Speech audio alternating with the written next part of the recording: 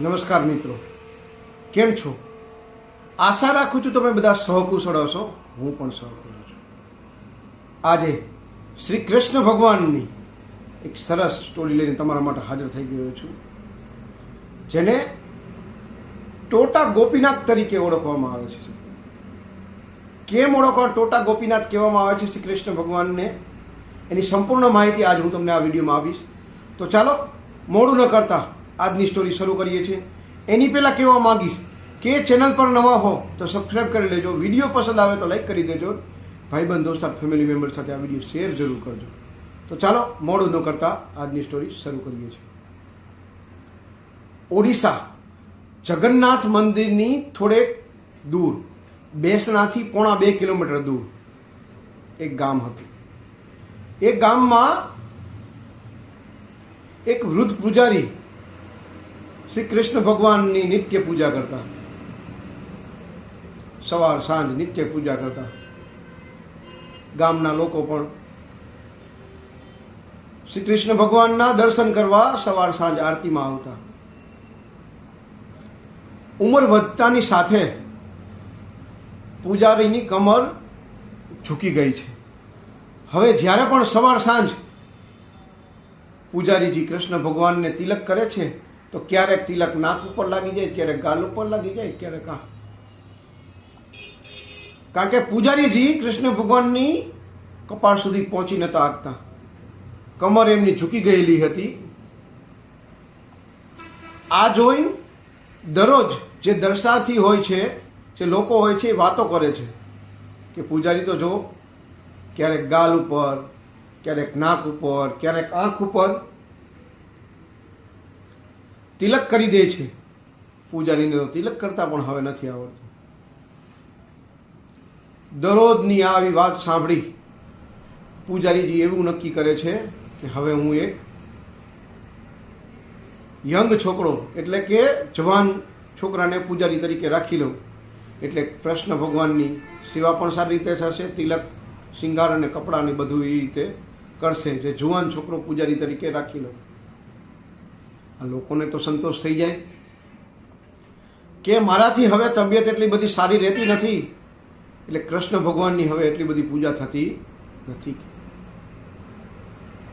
ગામમાં શોધખોળ કરી અને એક જવાન પૂજારી આ ગરડા પૂજારી બાપાને મળી ગયો, અને બીજે દિવસથી એ છોકરો કૃષ્ણ ભગવાનની પૂજા કરવા બોલો, નિત્યક્રમ પ્રમાણે નવરાવે, ધોવડાવે, એમના વાઘા બદલે, એમના શૃંગાર કરે, એમનો ચાંદલો કરે. ગામ લોકો પણ કે આ તો પૂજારી રાખી લીધો, હવે બધું વ્યવસ્થિત થાય છે.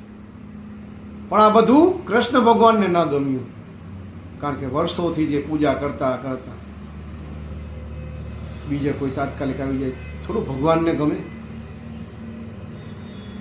જેની ટેવ હોય એ પૂજા ન કરે તો થોડું ગમે. એટલે કૃષ્ણ ભગવાનને ગમ્યું નહીં. અને જે વૃદ્ધ પૂજારી હતા ને, રાત્રે સૂતા ને, એ પૂજારીના સ્વપ્નમાં આવીને કહે છે, હે ભગત, કે કાલથી તમે જ મારો શૃંગાર મને નવડાવજો, દોરાવજો, ને મારા વાઘા બદલજો, ને મારી પૂજા કરજો. આ બીજા પૂજારી જે કરે છે એ મને નથી ગમતું. કે પૂજારી પણ કહે છે હાથ જોડીને કે હે પ્રભુ, હું શું કરું, મારી તબિયત સારી રહેતી નથી ને બુઢાપાના લીધે મારી કમર પણ વળી ગઈ છે. એ વરવાના લીધે તમારા કપાળ ઉપર ચાંદલા ને બધું હું કરી શકતો નથી.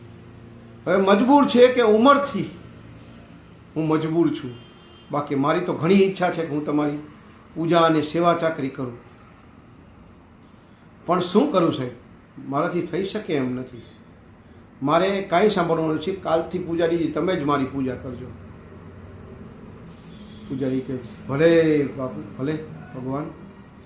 પૂજારી સવાર વહેલા ઉઠી નાહી ધોઈ અને જ્યારે મંદિરમાં જાય છે ને, તો કૃષ્ણ ભગવાન જ્યાં ઊભા હોય છે ને, એની જગ્યાએ કૃષ્ણ ભગવાન પાલોઠી વાળીને બેસી જાય છે.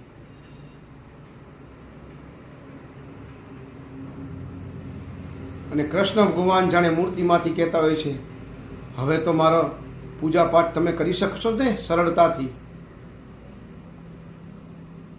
એ પૂજારી પણ ખુશ થઈ જાય છે કે હવે ઇઝીલી એ પહોંચી શકતા હોય છે. ભગવાન શ્રી કૃષ્ણના વાઘા બદલે છે, શૃંગાર કરે છે, ચાંદલા કરી શકે છે. આ કિસ્સા પછી જે ઊભી મૂર્તિ હતી બેસી જાય છે અને આ બેઠેલી મૂર્તિને ટોટા ગોપીનાથ તરીકે સુપ્રસિદ્ધ થાય છે, જે ઓડિશામાં જગન્નાથ મંદિરથી થોડેક દૂર, બેસાણથી 1.5 કિલોમીટર દૂર આવેલું છે. એ આ છે ટોટા ગોપીનાથ મંદિર. કદાચ એ સાઈડ જાઓ તો જરૂર દર્શન કરજો. કદાચ મારા જાણ્યા પ્રમાણે કૃષ્ણ ભગવાન બેઠા હોય ને એવી આ એક જ મૂર્તિ છે. કદાચ મારી જાણ બહાર હોય તો ખબર નથી, બાકી ટોટા ગોપીનાથ એક જ એવી મૂર્તિ છે જ્યાં કૃષ્ણ ભગવાન બેઠા હોય છે. બાકી બધી જ જગ્યાએ કૃષ્ણ ભગવાન ઊભા હોય છે. આ ટોટા ગોપીનાથની સ્ટોરી જો તમને ખબર હોય તો બીજા લોકો સુધી પહોંચાડજો, અને ના ખબર હોય તો ભાઈબંધ, દોસ્તાર, ફેમિલી મેમ્બર સાથે આ વિડીયો શેર જરૂર કરજો. અને તમારા ફેમિલી મેમ્બર જે નાના બાળકો છે, તમારા મિત્ર છે, તમારા ભાઈ ભાભી છે, મા બાપ છે, એને પણ જો આ સ્ટોરી ના સાંભળી હોય તો એને અવશ્ય સાંજે જમીને આ સ્ટોરી અવશ્ય સંભળાવજો. અને વિડીયો ગમ્યો હોય તો વિડીયોને એક લાઇક કરી દેજો. ચેનલ પર નવા હો તો સબસ્ક્રાઈબ કરી લેજો. આ વિડીયો ભાઈબંધ, દોસ્તાર, ફેમિલી મેમ્બર સાથે શેર કરજો. અને નીચે વિડીયોની નીચે હાઇપનું બટન આવે તો હાઇપ જરૂર કરજો. તો આજ માટે આટલું જ. જય હિન્દ, વંદે માતરમ દોસ્તો.